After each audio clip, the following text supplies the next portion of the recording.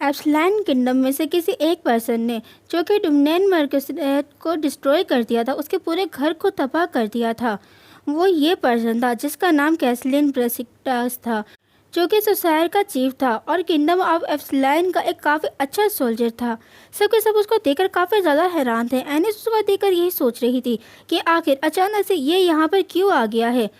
ये एक असैसन है जो कि किसी को भी टारगेट कर सकता है। मेरे हिसाब से इसको वर्ल्ड को यानी कि एलपीटीए को टारगेट करना चाहिए था, क्योंकि इस जगह पर वही एक कमांडर मौजूद है। एलपीटीए उसको देखकर बोलता है, क्या तुम इसको जानती हो? एंड इस काब अंदाज में उसको कहती है, नहीं मैं इसको नहीं जानती हूँ। फिर अपने मन में कहती है, एटलीस्ट इस जगह पर तो, इस मौके पर तो मैं बिल्कुल भी नहीं जानती। वो सामने असैसन उसको देखकर कह रही होती है, ये इंसान देखकर लगता है कि ये यंग लेडी को जानता है। एनिस अभी यही सोच रही थी कि आखिर क्या हुआ है, आखिर ये मुझे क्यों लेना चाहता है। एलपीटीए कहता है, हो सकता है शायद ये एक स्टार्कर हो सकता है, ये एक स्टार्कर हो सकता है। हमें थोड़ा रीइंफोर्समेंट आने का इंतज़ार करना होगा, वो बहुत जल्द यहाँ पर आ जाएंगे। एनिस कहती है, रीइंफोर्समेंट ये काफ़ी ज़्यादा मुश्किल हो सकता है, क्योंकि हमारे सामने जो एक मौजूद है पर्सन, वो चीफ सोसायर है, जो कि एप्सलैंड किंगडम का एक बहुत ही ज़्यादा अलग किस्म का सोसायर है।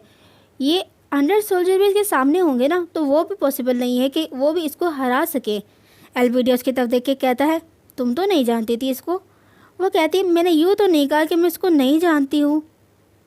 फिर वो दूसरी तरफ मुँह करके उसकी तरफ देखता है और कहता है, चलो हमें कम से कम इसका टाइम लेने की कोशिश करनी पड़ेगी, जब तक थोड़ी बहुत रिइंफोर्समेंट बंदे यहाँ पर आ सके। इतने में वो उसको देखता है, फिर घबराते हुए कहता है, लेकिन हम आखिर ऐसे क्या करेंगे, कैसे करेंगे? एनिस वहाँ से दूसरी तरफ जाते हुए कहती है और चीखते हुए भी कहती है, कुछ भी करना पड़े लेकिन हमें थोड़ा बहुत तो टाइम लेना ही पड़ेगा। दोनों के दोनों बहुत ही ज़्यादा सवालिया निशान करके उसको तरफ देख रहे थे।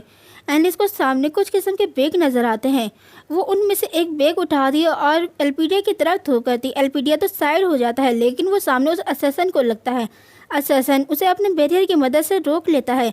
फिर कहता है, आखिर तुम्हें किसी बच्चे वाली चीज़ें कर रही हो ना मेरे सामने, ऐसे तो तुम्हें नहीं करना चाहिए था। इतने में एनिस एक शूट कर देती है, जो कि बस उसके कान के पास से ही होकर गुजरता है। एनिस बहुत ही ज़्यादा प्राउडी वे में कह रही होती है, अगली बार मेरा एम तुम्हारा सर होगा।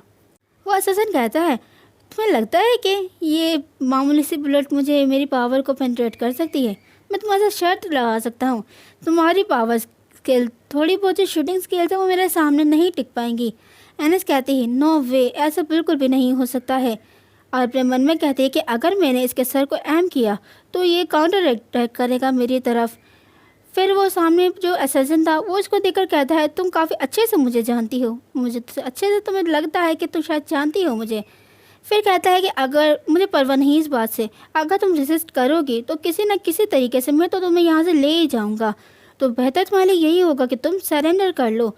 वो कहती है, तो तुम ये कह रहे हो कि तुम मुझे किसी भी तरीके से ज़िंदा यहाँ से लेके जाओगे? वो बंदा उसी जगह पर स्टंट खड़ा हो जाता है, जैसे कि उसने उसके मन की बात पढ़ ली हो। वो बिल्कुल खामोशी से उसको दिखता रहता है। एनिस कहती है, इस जगह पर सिर्फ एक ही पर्सन है जो कि मुझे ज़िंदा ले जाना चाहता है, और वो और कोई नहीं, और उसके बारे में सोचना ज़्यादा कॉम्प्लिकेटेड भी नहीं हो सकता है।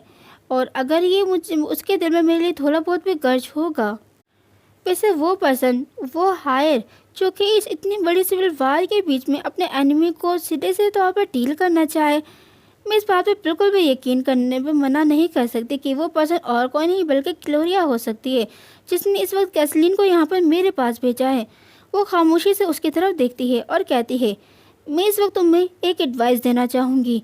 और वो अपनी गन को उसकी तरफ पॉइंट करती है, कहती है, तुम गिव अप कर दो। मैं इस बात से यकीन दिला सकती हूँ कि तुम मुझे वहाँ पर ले जाओगे ना, तब भी तुम्हें कोई भी रिवार्ड नहीं मिलेगा, क्योंकि इस वक्त मैं तुम्हें यहाँ से जान से मार दूँगी। और वो दोबारा से उसकी तरफ एम करती है। वो बंदा हंसते हुए कहता है, तुम्हें लगता है कि ये पॉसिबल है? एने शूट करते हुए कहती है, तुम्हें नहीं लगता?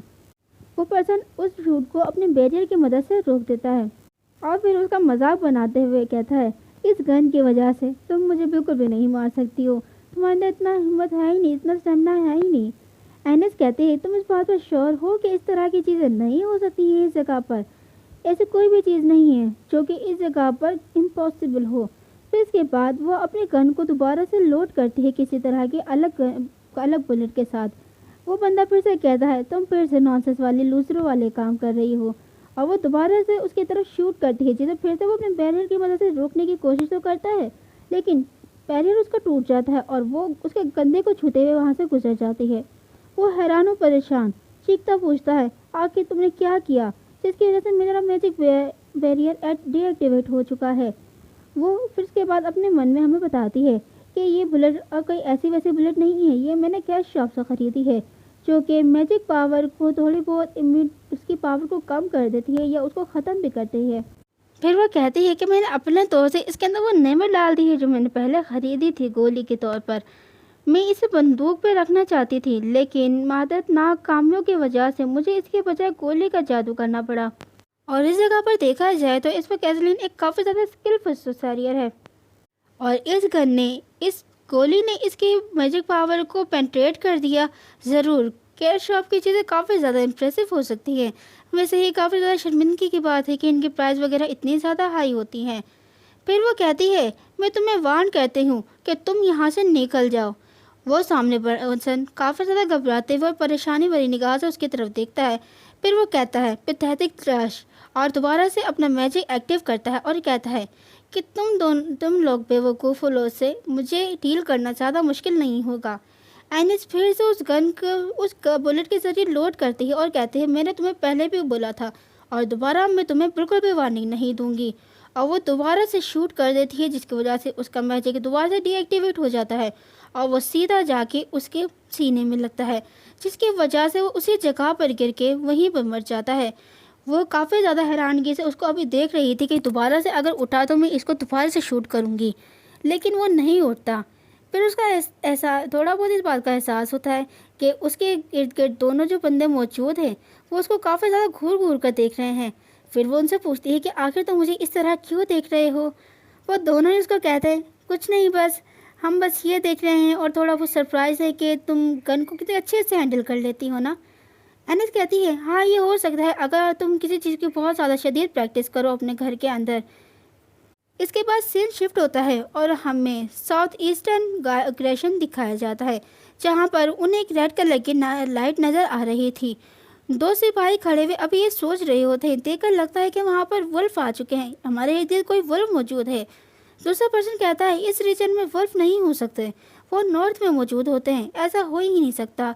पहले वाला पर्सन कहता है, चलो हम चेक करते हैं, और वो अपने एक एरो के ऊपर काफ़ी सारा कपड़ा लपेट के आग लगाते हुए उस तरफ शूट करता है। जैसे ही वो उस तरफ शूट करता है, उस जगह पर एक बहुत ही ज़्यादा बड़ा मॉन्स्टर मौजूद था, जिसकी दो आंखें थी और उसकी आंखें और दांत दोनों की दोनों पीले पीले चमक रहे थे। वो बंदे उनको देखकर बहुत ज़्यादा हैरान और डर जाते हैं। मॉन्स्टर, आखिर मॉन्स्टर यहाँ पर कैसे अपैर हो सकता है। वो इसके इर्द गिर्द के काफ़ी सारे लोग उसको देखकर भाग रहे थे और कह रहे थे, मदद करो, हमारी हमारी मदद करो।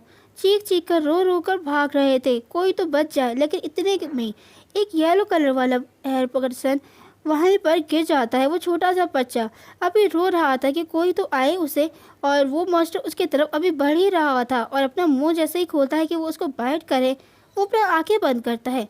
लेकिन अचानक से एक गोल्डन कलर की लाइट आती है, एक फ्लैश आती है जो कि उसे उसी वक्त रोक देती है, और सामने हमें लॉयड नज़र आता है जो कि उस बच्चे को कहता है, भागो यहाँ से। वो घबराता हुआ उधर से उठता है और कहता है, हाँ हाँ थैंक यू।